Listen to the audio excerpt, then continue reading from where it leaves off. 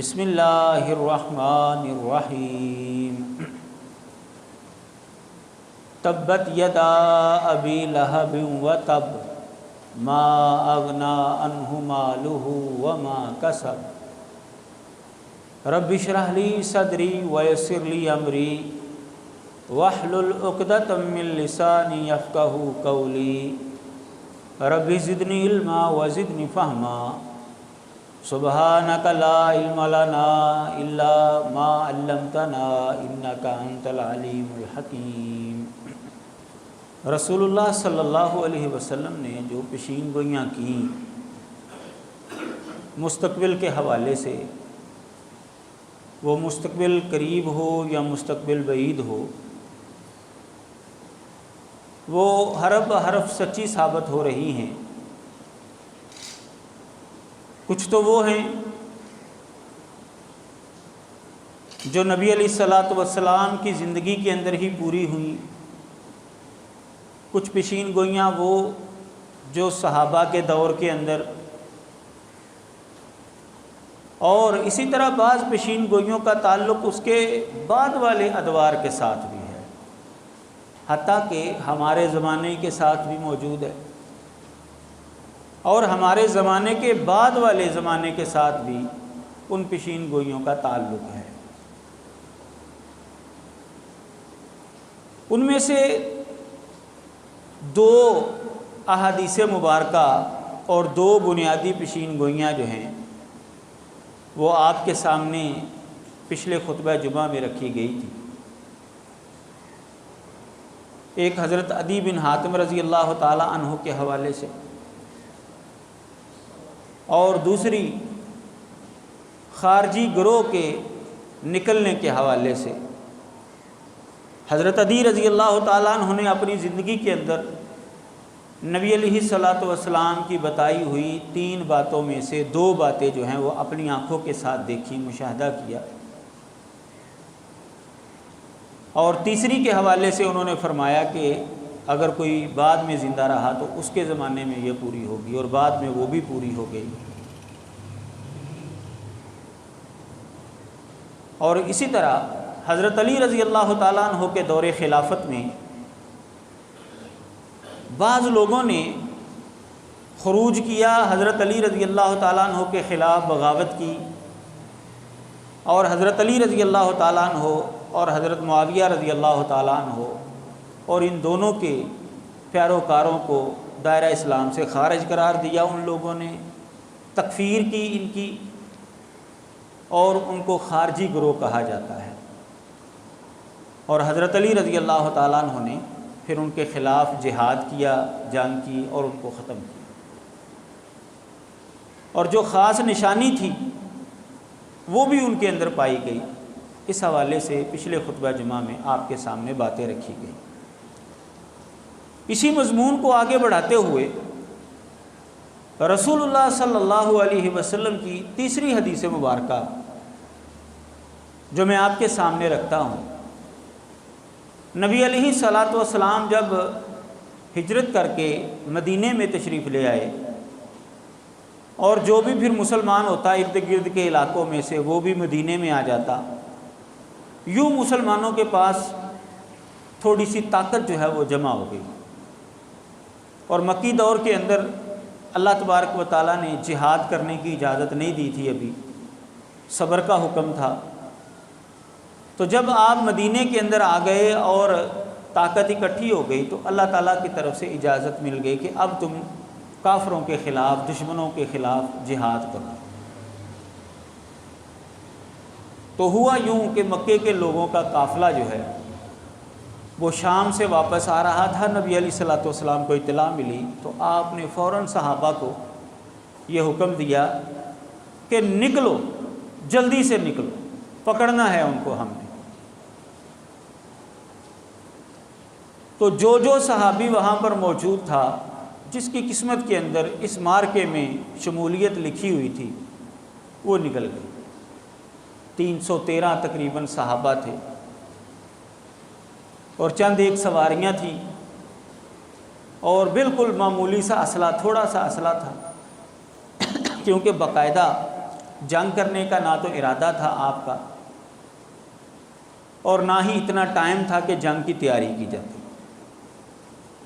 رسول اللہ صلی اللہ علیہ وسلم صحابہ کو لے کر بدر کے مقام پر پہنچے تو پتہ چلا کہ وہ قافلہ جو ہے بچ کر نکل چکا ہے، لیکن یہ اطلاع ملی کہ مکے کے لوگ اپنا لشکر لے کر جو ہے وہ آ رہے ہیں اور اپنے قافلے کو بچانا چاہتے ہیں اور مسلمانوں کو ختم کرنا چاہتے ہیں۔ تو نبی علیہ الصلوۃ والسلام پھر بدر کے اندر ہی آپ ٹھہر گئے، پڑاؤ ڈالا، اور مکے کے لوگ بھی اپنے تکبر اور نخوت کے اندر وہ میدان بدر کے اندر آ گئے۔ تو معرکہ جو ہے وہ اگلے دن شروع ہونا تھا، ایک دن پہلے نبی علیہ الصلوۃ والسلام میدان کا جائزہ لے رہے ہیں۔ حضرت انس رضی اللہ تعالیٰ عنہ حدیث کے راوی ہیں، فرماتے ہیں کہ ہم مکے اور مدینے کے درمیان ایک جگہ پر تھے کہ حضرت عمر رضی اللہ تعالیٰ عنہ نے ہمیں یہ حدیث سنائی۔ حضرت عمر بن خطاب رضی اللہ تعالیٰ عنہ نبی علیہ الصلوۃ والسلام کے ساتھ تھے غزوہ بدر کے اندر۔ جب نبی علیہ الصلوۃ والسلام اس میدان کا معائنہ کر رہے تھے تو حضرت عمر رضی اللہ تعالیٰ عنہ نے اپنے دور خلافت کے اندر یہ حدیث مبارکہ سنائی صحابہ کو جو وہاں پر موجود تھے۔ حضرت انس رضی اللہ تعالیٰ عنہ جو چھوٹے صحابہ میں شمار ہوتے ہیں، انہوں نے یہ حدیث حضرت عمر سے سنی اور پھر آگے سنائی انہوں نے۔ حضرت عمر رضی اللہ تعالیٰ عنہ فرمانے لگے کہ نبی علیہ الصلوۃ والسلام جب میدان کا معائنہ کر رہے تھے تو آپ نے فرمایا ھذا مصرع فلان غدا انشاءاللہ۔ نبی علیہ الصلوۃ والسلام نے ایک جگہ پر اشارہ کرتے ہوئے فرمایا کہ یہاں پر کل انشاءاللہ فلانا کافر جو ہے وہ گر کر مرے گا۔ تھوڑے سے آگے ہوئے تو آپ نے فرمایا ھذا مصرع فلان غدا انشاءاللہ۔ اس میدان کے اندر آپ نے دوسری جگہ پر اشارہ کرتے ہوئے فرمایا کہ کل انشاءاللہ فلاں کافر یہاں پر گر کر مرے گا۔ تیسری جگہ پر بھی اشارہ کیا۔ اس طرح نبی علیہ الصلوۃ والسلام نے کچھ جگہوں کا اشارہ کیا کہ یہاں پر فلاں کافر گر کر مرے گا، یہاں پر فلاں گر کر مرے گا، یہاں پر فلاں گر کر مرے گا۔ یہ جنگ شروع ہونے سے ایک دن پہلے کی بات ہے۔ یہ حدیث مبارکہ صحیح مسلم کے اندر موجود ہے۔ حضرت عمر رضی اللہ تعالیٰ عنہ فرماتے ہیں کہ اگلا دن جب جنگ شروع ہوئی، معرکہ شروع ہوا، اور یہ بڑا زبردست قسم کا معرکہ تھا کیونکہ کافروں کی بھرپور کوشش تھی کہ ہم مسلمانوں کو یہاں پر ہی ختم کر دیں، لیکن اللہ تبارک و تعالیٰ کا ارادہ یہ تھا کہ کافروں کی کمر توڑ دی جائے۔ اللہ تبارک و تعالیٰ نے فرشتوں کو بھی بھیجا۔ صحابہ بیان کرتے ہیں کہ ہم ایک بندے کی طرف لپکتے اس کو مارنے کے لیے تو ہم سے پہلے پہنچنے سے پہلے وہ مر چکا ہوتا، ہمیں نہیں پتہ چلتا تھا کہ کس نے مارا ہے۔ ایسی کیفیت ہو گئی۔ حضرت جبریل علیہ الصلوۃ والسلام اور دیگر کئی فرشتے جو ہیں ان کی میت میں اللہ تعالیٰ کے حکم سے اس میدان کے اندر اترے اور مسلمانوں کو اللہ تعالیٰ نے فتح نصیب فرمائی۔ اس کو یوم الفرقان، حق اور باطل کے درمیان فرق کا دن قرار دیا گیا، اور بڑے بڑے جتنے بھی کافر آئے تھے نا اس جنگ کے اندر وہ سارے کے سارے قتل ہو گئے۔ حضرت عمر رضی اللہ تعالیٰ عنہ فرمانے لگے کہ اگلا دن جب جنگ کا ہوا، معرکہ ہوا، تو کہتے ہیں کہ میں نے خود دیکھا کہ جس کافر کے حوالے سے نبی علیہ الصلوۃ والسلام نے جس جگہ پر نشاندہی کی تھی نا، وہاں سے وہ ذرا برابر نہ آگے گرا نہ پیچھے گرا، بالکل اسی جگہ پر گر کر وہ مرا۔ دوسرا اسی جگہ پر، تیسرا اسی جگہ پر۔ نبی علیہ الصلوۃ والسلام نے جس حوالے سے کہا تھا نا وہ بندہ وہاں پر ہی گر کر مرا۔ رسول اللہ صلی اللہ علیہ وسلم کی یہ پیشین گوئی حرف بہ حرف بالکل سچی ثابت ہوئی، بلکہ حضرت عمر رضی اللہ تعالیٰ عنہ کے بقول 1 انچ کا بھی فرق نہیں پڑا، بالکل ادھر ہی گر کر وہ لوگ مرے جن کے حوالے سے آپ نے نشاندہی کی۔ نبی علیہ الصلوۃ والسلام کی یہ پیشین گوئی بھی پوری ہوئی، جس سے یہ ثابت ہوتا ہے کہ آپ اللہ کے سچے پیغمبر اور اللہ کے سچے رسول ہیں۔ حضرت ابو بکر رضی اللہ تعالیٰ عنہ، چوتھی حدیث مبارکہ اس حوالے سے میں آپ کے سامنے صحیح بخاری کی پیش کرنے لگا ہوں، اور بڑی اہم حدیث مبارکہ ہے، کیونکہ اس حدیث مبارکہ کی وجہ سے ہمارے معاشرے میں پھیلا ہوا فتنہ جو ہے وہ بھی ختم ہو جاتا ہے۔ لیکن اس کے باوجود کئی لوگ اس فتنے کے اندر مبتلا ہو چکے ہیں، اور حق بات جو ہے وہ سمجھنے کی کوشش نہیں کرتے، یا اگر سمجھ آ گیا ہے ان کو حق تو ماننے کی توفیق ان کو نہیں مل رہی۔ بہرحال ہمارا کام تو یہ ہے کہ ہم لوگوں کے سامنے قرآن اور حدیث پیش کر دیں، ماننا نہ ماننا یہ لوگوں کی اپنی مرضی ہے۔ جب مریں گے تو آنکھیں کھل جائیں گی کہ ہم کیا کرتے رہے ہیں۔ حدیث مبارکہ بڑی دلچسپ ہے اور بڑی معنی خیز ہے۔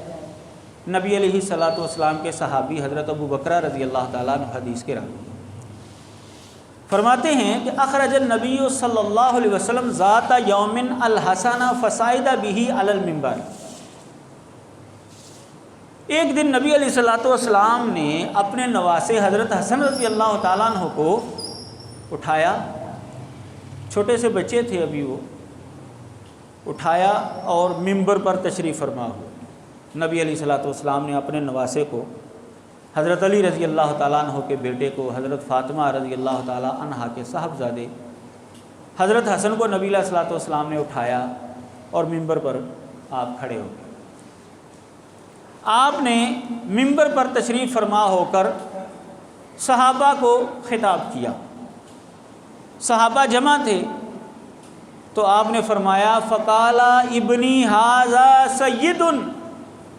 نبی علیہ الصلوۃ والسلام نے چھوٹے سے حسن کو اٹھایا ہوا ہے، چند سالوں کا بچہ ہے، فرمایا کہ میرا یہ بیٹا سردار ہے، میرا یہ بیٹا سید ہے، سردار ہے۔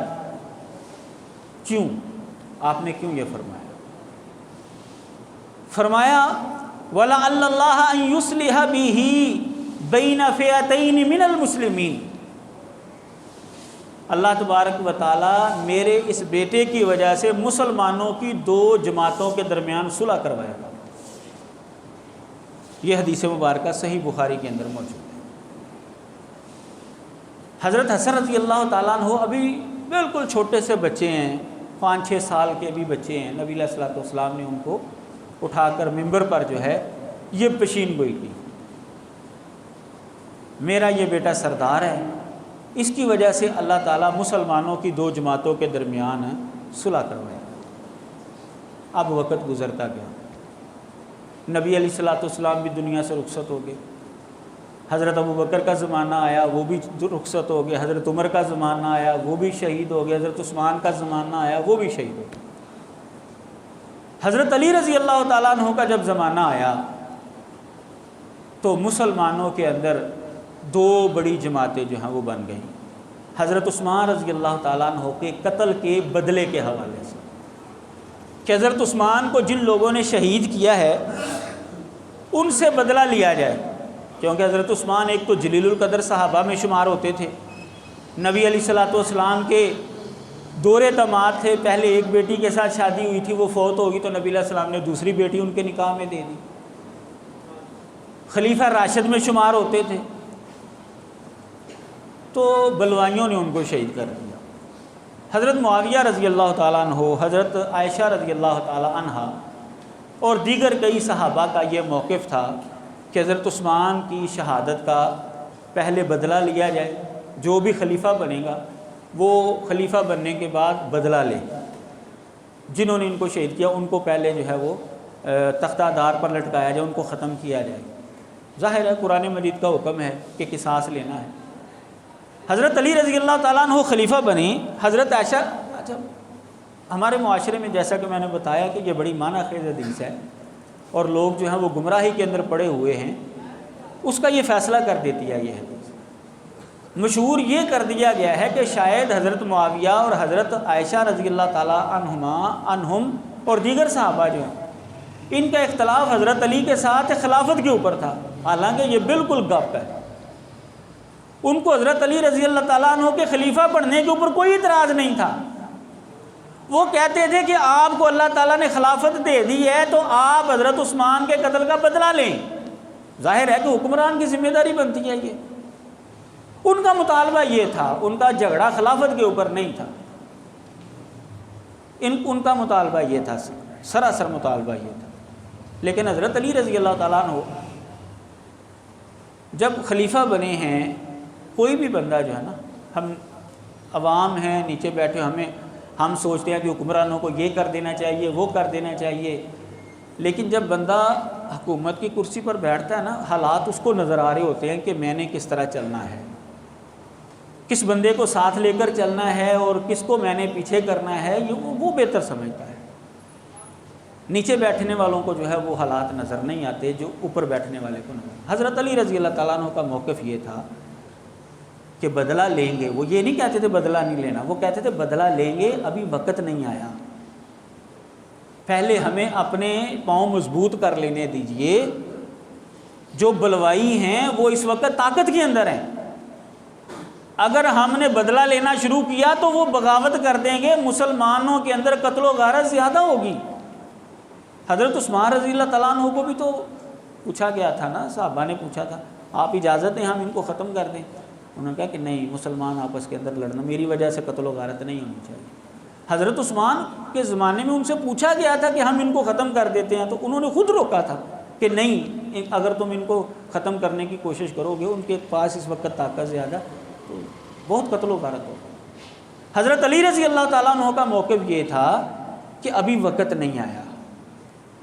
ظاہر ہے کہ کوئی بھی پاور کے اندر جماعت ہو تو اگر اس کو ختم کرنا ہو تو پھر اس کو توڑا جاتا ہے، پہلے اس کو کمزور کیا جاتا ہے، پھر آہستہ آہستہ اس کو ختم کیا جاتا ہے۔ یہ تو ہم نے اپنی آنکھوں کے ساتھ دیکھا ہے، وہ MQM کے ساتھ کیا ہوا ہے، اور دیگر کئی جماعتیں جو ہیں، پہلے ان کو توڑا گیا ہے، پھر ان کو آہستہ آہستہ جو ہے وہ اپنے لیول پر پھر ان کو اپنے مطابق جو ہے وہ چلانے کی کوشش کی گئی۔ جب تک ان کے پاس پاور تھی، طاقت تھی، حکومت بھی ان سے جو ہے نا وہ ان کے آگے گھٹنے ٹیک دیتی تھی، ان کی بات جو ہے وہ ماننا ہماری مجبوری وغیرہ وغیرہ۔ یہ تو حالات، جو بندہ کرسی پر بیٹھتا ہے تو اس کو زیادہ بھی۔ حضرت علی رضی اللہ تعالیٰ عنہ کا موقف جو ہے ان حالات کے مطابق وہ صحیح تھا، وہ زیادہ حق کے قریب تھے، نبی علیہ الصلوۃ والسلام کی پیشین گوئی بھی تھی اس کے حوالے سے۔ بہرحال یہ صحابہ کا آپس کے اندر جو ہے اختلاف ہوا، حضرت عائشہ کے ساتھ بھی جنگ ہو گئی ایک، حضرت معاویہ کے ساتھ بھی ایک جنگ ہو گئی، اور مسلمان جو ہیں وہ بہت زیادہ شہید ہوئے۔ حضرت علی رضی اللہ تعالیٰ عنہ اسی دوران جو ہے وہ بھی شہید ہو گئے، ان کو بھی شہید کر دیا گیا۔ پھر حضرت حسن رضی اللہ تعالیٰ عنہ جب خلیفہ بنے حضرت علی رضی اللہ تعالیٰ عنہ کی شہادت کے بعد، تو حضرت معاویہ رضی اللہ تعالیٰ عنہ وہ اپنے مطالبے پر ڈٹے ہوئے تھے، لشکر تیار کیا ہوا تھا انہوں نے دوبارہ، تو حضرت حسن رضی اللہ تعالیٰ عنہ نے ان کے سامنے جو ہے وہ خلافت سے دستبرداری کا اعلان کیا، ہم جی آپ کو حکمران بناتے ہیں، ہم آپ کو خلیفہ مانتے ہیں، میں اپنی خلافت چھوڑ۔ نبی علیہ الصلوۃ والسلام نے یہ پیشین گوئی کی تھی اس زمانے میں جب حضرت حسن رضی اللہ تعالیٰ عنہ کی عمر چند سال تھی، 4 5 6 سال عمر تھی ان کی، چھوٹے سے بچے تھے۔ آپ نے ان کو اٹھایا ہوا تھا، منبر پر تشریف فرما ہوا، تو وہاں پر آپ نے فرمایا تھا اس زمانے میں، ابنی ھذا سید، میرا یہ بیٹا سردار ہے، اس کی وجہ سے اللہ تعالیٰ مسلمانوں کی 2 جماعتوں کے اندر صلح کروائے گا۔ حضرت حسن رضی اللہ تعالیٰ عنہ نے جب اپنی خلافت چھوڑ دی، حضرت معاویہ رضی اللہ تعالیٰ عنہ کے حق میں دستبردار ہو گئے، مسلمانوں کا اختلاف ختم ہو گیا، مسلمان اکٹھے ہو گئے، وہ جو 2 گروپ بن چکے تھے مسلمانوں کے، ان کے اندر صلح ہو گئی۔ پھر اس کے بعد مسلمان جو ہیں وہ آپس میں نہیں لڑے۔ حضرت معاویہ رضی اللہ تعالیٰ عنہ کے پورے دور حکومت کے اندر، دور خلافت کے اندر مسلمانوں کی آپس میں جنگ نہیں ہوئی، وہ 2 جو مسلمانوں کی بڑی جماعتیں تھیں ان کے درمیان صلح ہو گئی۔ اب حضرت حسن رضی اللہ تعالیٰ عنہ نے نبی علیہ الصلوۃ والسلام کی یہ پیشین گوئی جو ہے وہ پوری کر دی۔ ایک تو یہاں سے یہ ثابت ہوا کہ نبی علیہ الصلوۃ والسلام اللہ کے سچے پیغمبر اور رسول ہیں۔ آپ نے جو فرمایا، جس زمانے میں فرمایا، کوئی تصور بھی نہیں کر سکتا تھا کہ یہ 5 سال کا بچہ جو ہے مسلمانوں کے 2 جماعتوں کے اندر صلح کروائے گا، کیسے ہو سکتا ہے؟ لیکن چشم فلک نے یہ نظارہ دیکھا کہ حضرت حسن رضی اللہ تعالیٰ عنہ جب خلیفہ بنے تو انہوں نے اپنی حکومت چھوڑ دی اور مسلمانوں کو لڑنے سے روک دیا، مسلمانوں کی آپس میں صلح ہو گئی۔ معلوم ہوا کہ جو مسلمانوں کے اندر صلح کرواتا ہے اصل میں سید وہ ہوتا ہے۔ یہاں پر مانگنے والے اور ظلم زیادتی کرنے والے اپنے آپ کو سید کہہ کر جو ہے نا وہ ہمارے اوپر احسان جتلاتے ہیں کہ ہم تو سید خاندان کا یا فلاں سید خاندان کا۔ نہیں بھائی، اگر کرتوت اچھے نہیں ہیں نا تو کوئی کک فائدہ نہیں ہے۔ نبی علیہ الصلوۃ والسلام نے فرمایا من بطأ بہ عملہ لم یسرع بہ نسبہ، جس بندے کو اس کے عمل پیچھے دھکیل دیں گے نا، اس کا حسب و نسب خاندان اس کو آگے لے کر نہیں جائے گا۔ قیامت والے دن فیصلہ حسب و نسب پر نہیں ہوگا، قیامت والے دن فیصلے نیکیوں اور برائیوں کے اوپر ہوں گے۔ کوئی یہ نہ سمجھے کہ میں فلاں خاندان سے اس لیے میں تو بخشا ہوں، ایسا نہیں ہے بھائی۔ کوئی بھی ظلم کرے، کوئی بھی زیادتی کرے، وہاں پر پکڑا جائے گا۔ تو اصل میں سید وہ ہوتا ہے جو مسلمانوں کو لڑنے سے بچاتا ہے۔ جو مسلمانوں کو لڑاتا ہے وہ سید کوئی نہیں ہے، یہ بات یاد رکھے، جتنا مرضی وہ دعویٰ کرتا رہے۔ بہرحال حضرت حسن رضی اللہ تعالیٰ عنہ کے ذریعے نبی علیہ الصلوۃ والسلام کی یہ پیشین گوئی پوری ہوئی۔ اور دوسری بات جو ہمارے معاشرے کے اندر عجیب و غریب قسم کا ذہن بن چکا ہے، ام المومنین سیدہ عائشہ صدیقہ رضی اللہ تعالی عنہا، حضرت معاویہ رضی اللہ تعالی عنہ اور دیگر کئی صحابہ کے حوالے سے جنہوں نے حضرت علی رضی اللہ تعالیٰ عنہ کے ساتھ جنگ کی تھی، حالانکہ یہ جنگیں سراسر جو ہے وہ اجتہادی غلطی کی بنیاد پر ہوئی، ایک مسئلے کی بنیاد پر ہوئی تھی۔ حضرت علی رضی اللہ تعالیٰ عنہ سے کسی کو قدورت نہیں تھی۔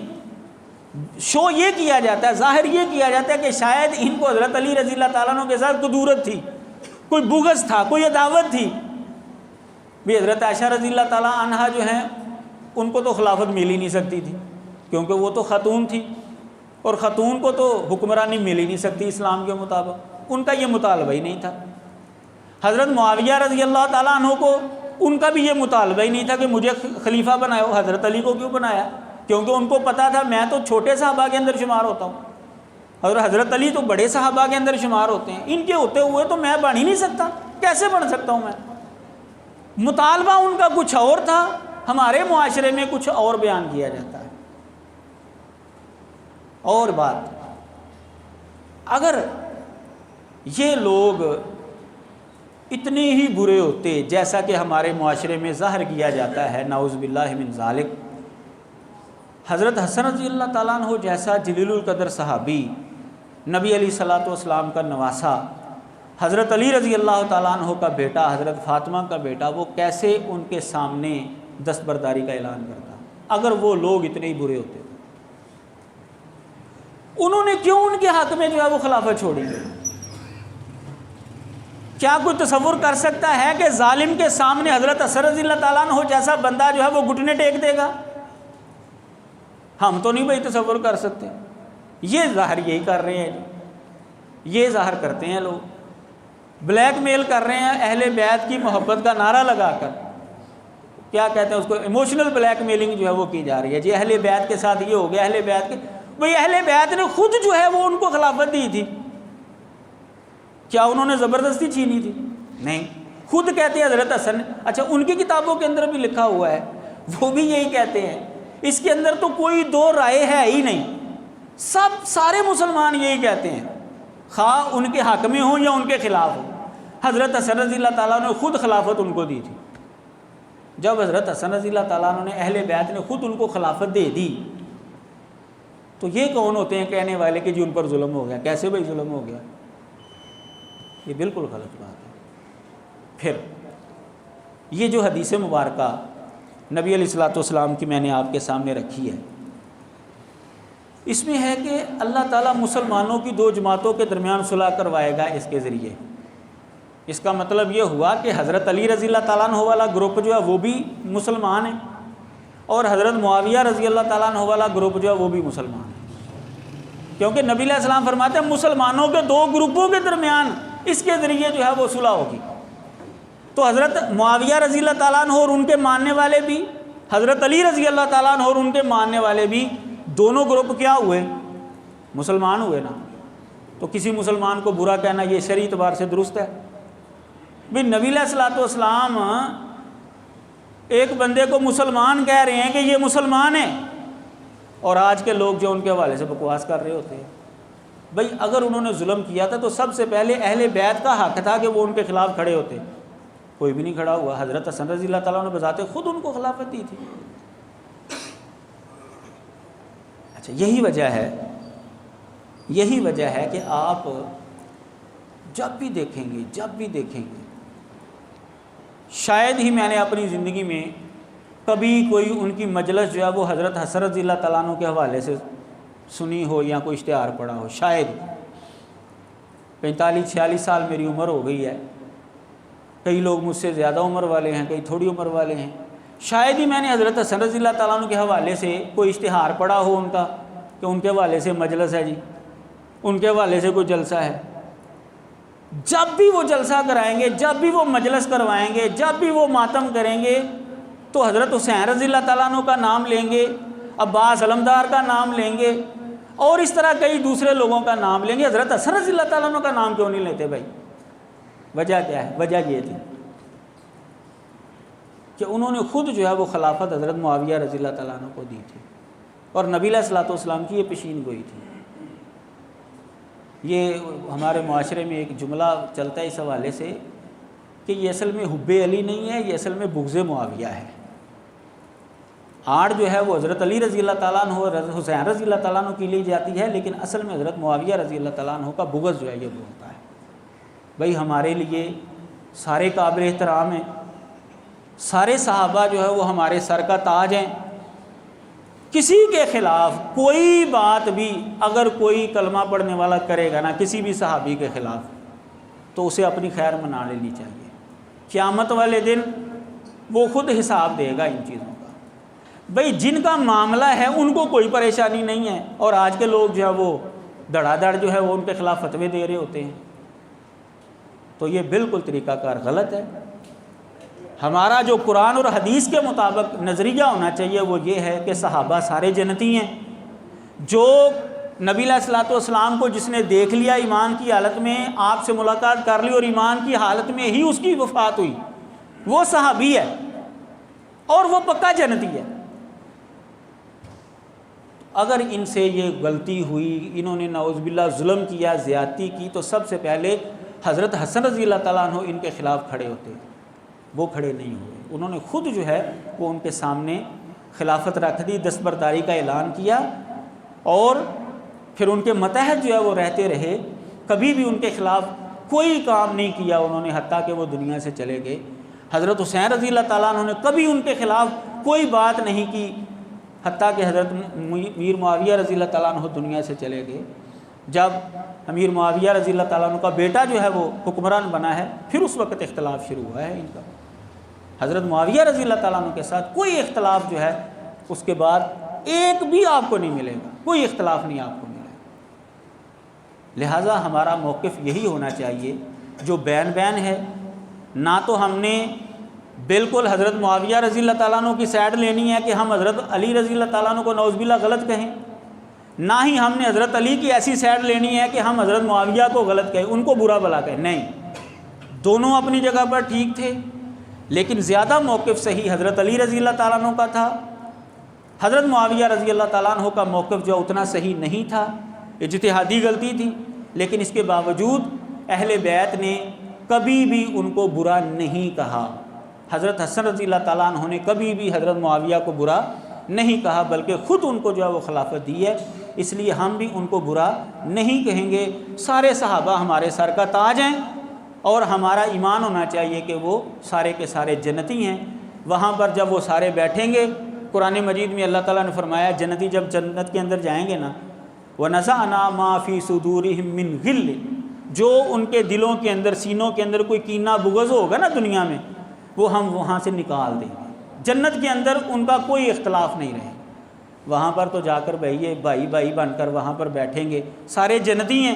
اللہ تعالیٰ نے قرآن کے اندر فرما دیا دنیا کے اندر اگر کسی کا اختلاف ہے، اگر وہ دونوں گروپ جنتی ہوئے تو وہاں پر ان کا کینہ ختم، اللہ تعالیٰ ان کے سینوں سے وہ کینہ جو ہے وہ ختم کر دے گا، نکال لے گا۔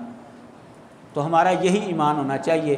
نبی علیہ الصلوۃ والسلام کی یہ پیشین گوئی پوری ہوئی، اور اس حدیث نے کئی گمراہیوں کو بھی ختم کیا جو ہمارے معاشرے میں پھیلی ہوئی ہیں۔ اللہ تعالیٰ ہر ایک کو سمجھنے کی توفیق عطا فرمائے۔